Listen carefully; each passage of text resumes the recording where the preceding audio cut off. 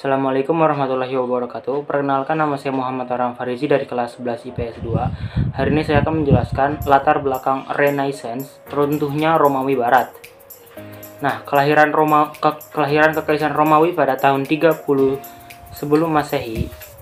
Setelah Julius Caesar, sang pemimpin kaisar Romawi paling sempurna, tewas, ia digantikan oleh kemenakannya yang bernama Octavius.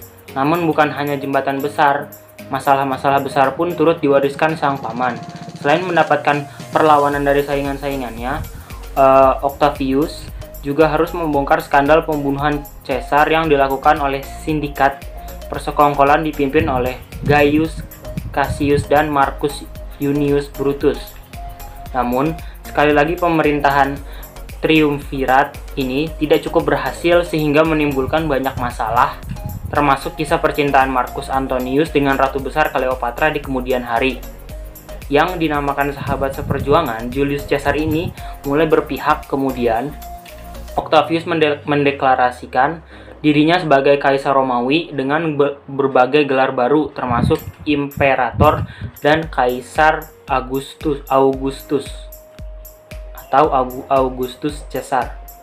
Dengan pendeklarasian ini, maka Kekaisaran Romawi, puncak dari dominasi politik yang dibangun selama 7 abad, resmi berdiri tepat pada tahun 27 sebelum Masehi. Pencapaian ilmu pengetahuan Romawi banyak terjadi dalam bidang pengobatan dan teknik. Bangsa Romawi menemukan banyak cara baru untuk menambah barang-barang mineral seperti emas dan timah. Mereka juga mengembangkan instalasi air dan penggilingan biji-bijian, dan mereka adalah bangsa pertama yang menggunakan beton untuk membuat bangunan. Penggunaan beton membantu mereka untuk lebih mengembangkan kubah dan bentuk-bentuk bangunan lainnya. Bangsa Romawi juga menggunakan kemampuan mereka dalam bidang teknik untuk membangun sistem pembuangan kotoran untuk menjaga kota tetap bersih dan sehat.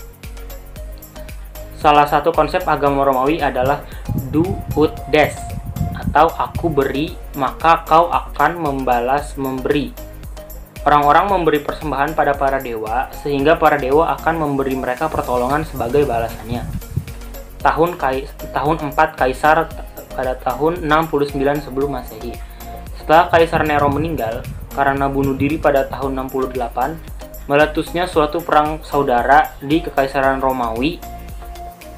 Perang Saudara pertama sejak kematian Antonius pada tahun 30 sebelum Masehi, masa yang dikenal juga dengan sebutan Tahun 4 Kaisar atau Year of the Four Emperor, antara bulan Juni 68 hingga bulan Desember 69 sebelum Masehi. Kaisar Romawi berganti hingga 3 kali dalam 1 tahun, yaitu Nero digantikan Galba digantikan Otto digantikan Vitellius digantikan dengan Vespasian, penguasa pertama dari dinasti Flavian.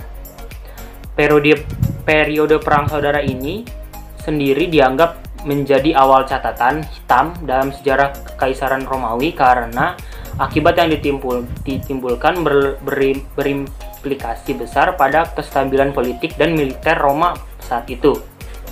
Nah, runtuhnya Kekaisaran Romawi pada tahun 39 sebelum Masehi. Pada tahun 395 sebelum Masehi, keruntuhan Kekaisaran Romawi Barat adalah proses kemunduran yang disebabkan kegagalan kekaisaran dalam menegakkan kekuasaannya. Setidaknya ada beberapa faktor yang menyebabkan runtuhnya Kekaisaran Romawi. Nomor 1, invasi dari suku barbar. Keruntuhan Romawi Barat ini adalah akibat dari serangkaian kerugian militer yang berkelanjutan akibat serangan dari luar. Pada abad ke-9, suku Goth merupakan salah satu kelompok barbar yang mulai mengganggu perbatasan kekaisaran.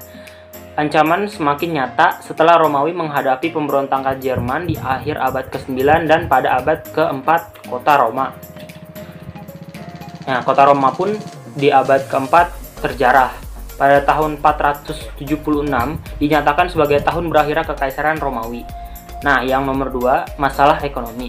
Ketika pasukan Romawi diserang oleh pasukan luar, kekaisaran juga mengalami keruntuhan ekonomi akibat krisis keuangan yang parah akibat perang yang berkelanjutan. Yang nomor 3, munculnya kekaisaran Romawi Timur.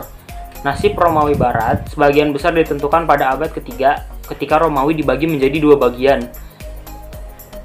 Kekaisaran Timur dan Barat gagal bekerja sama, dan pada saat jurang pemisah semakin lebar, Kekaisaran Timur tumbuh subur dan makmur, sementara Kekaisaran Barat masuk ke dalam krisis ekonomi.